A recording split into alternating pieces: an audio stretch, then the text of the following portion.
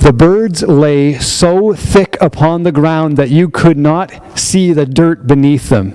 It was an unbelievable sight, as if millions of birds had heart attacks simultaneously and dropped to the ground. The sea of corpses was at least 3 feet deep. Men, women, and children waded through the sea of downed birds, whooping and shouting and grinning. Some of them threw feathers in the air. Others tossed the birds back and forth in a bizarre game of catch. "We have meat," one man shouted. "Finally, some variety. We've been eating the same thing month after month, but not anymore. We're going to barbecue tonight."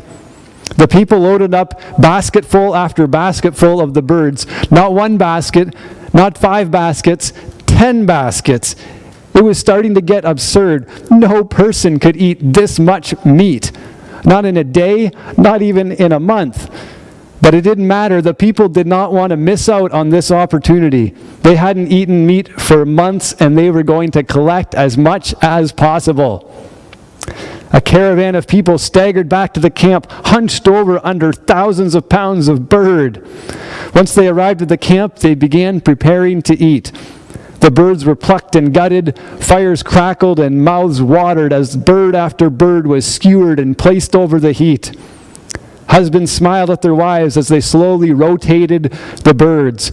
Children skipped around the campfire singing, "Meat, meat, we've got meat! Meat, meat, we've got meat!" The whole atmosphere felt like a big happy party. Then, death struck. A man's eyes rolled back into his head, and he collapsed beside the fire. A woman made a gurgling noise like water running through a rusty pipe and then fell to the ground. One by one, the people collapsed and died, leaving their fires unattended and their meat to rot. Soon the ground wasn't covered with birds, but with people.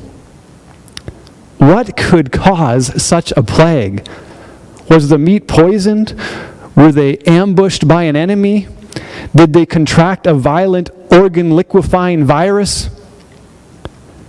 This story from page 101 of The Greener Grass Conspiracy by Stephen Altrigi goes on to say, in Numbers 11, verse 33, we discover the cause of death. We read, "While the meat was yet between their teeth, before it was consumed, the anger of the Lord was kindled against the people, and the Lord himself struck down the people with a very great plague." Why did God strike them down like this? What wicked sins had they committed? Child sacrifice? Murder? Flat sun, earth, and moon worship? Actually,